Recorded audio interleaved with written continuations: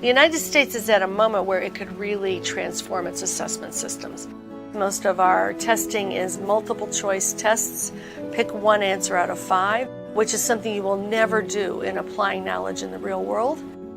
Our assessments need to evolve to reflect the skills and knowledge that we actually value and that we need schools to teach and our students to learn.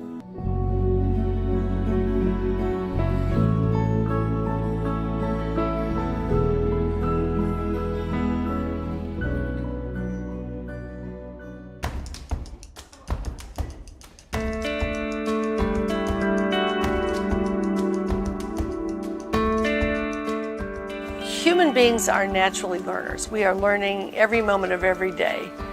In school, we have particular things to learn, and we know that students learn more effectively when we're clear about what the goals are. I want a goal in my head, about what to do with the information that I get. So if they're gonna teach me how to do a 1-page equation, I wanna know what can I do with that. I look at the beginning of the year and I say, what are the big ideas that I want students to know in the whole year, and what are the major skills I want them to be able to do?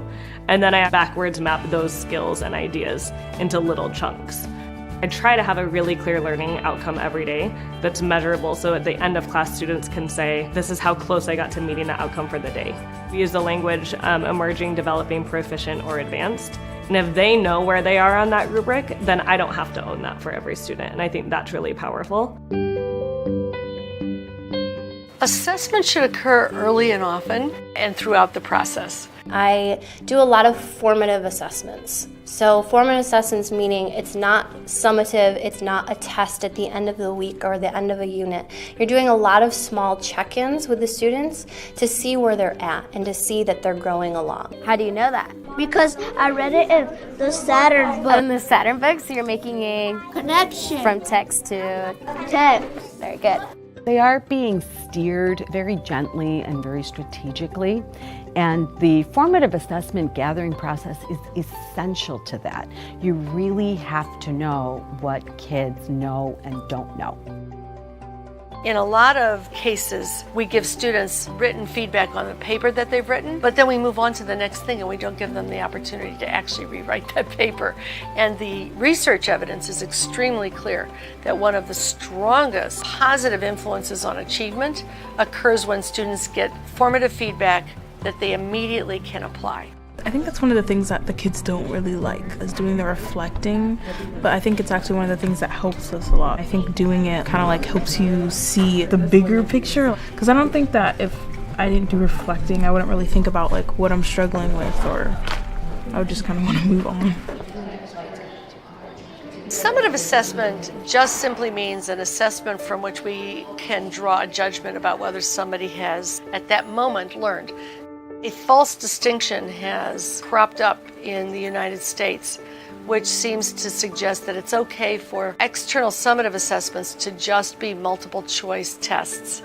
In other countries, summative assessments that occur periodically are essays and oral examinations and project-based assessments, so that what you're able to see about what students can do reflects more of what you actually want them to be able to do in the world beyond school. So tonight is exhibit night. Every 9 weeks we have this big celebration of learning, and the halls will be filled with parents and children who are all here to celebrate what their children have accomplished in the past 9 weeks. We also use exhibits to assess the learning of our students. I like to go up to students and have them explain an exhibit to me so that I understand, did they get the big idea? Did they just do a project, or do they really understand what they did, why they did it, and what it means in terms of the bigger picture? What we find is that because the learning is so rich and it's so meaningful, that our students do very well on standardized tests.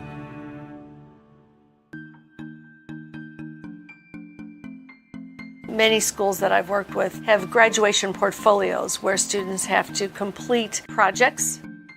They often need to collaborate with others effectively as part of the work that they're going to present. They need to communicate in multiple forms.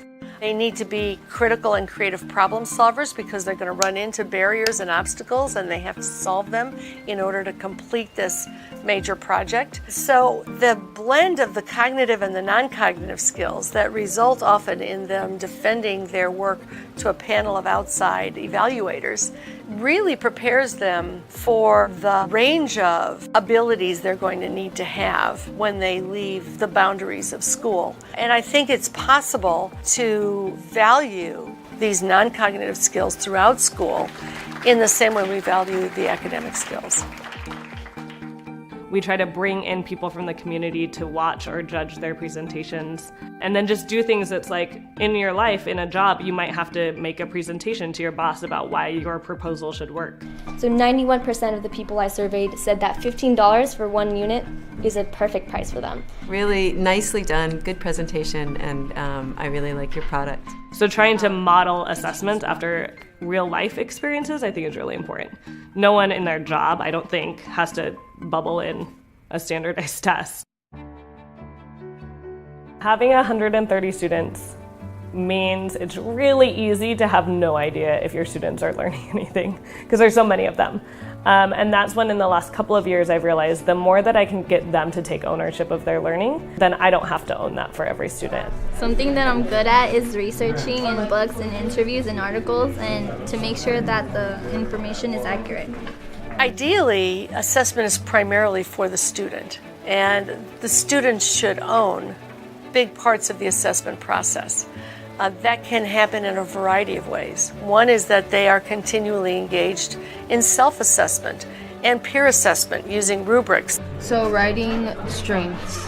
Creating good plans. And then areas for growth. I need to analyze my evidence in depth. When kids have that opportunity, they begin to value assessment. Assessment is, for me, as a way to get the feedback that allows me to become the person I want to be.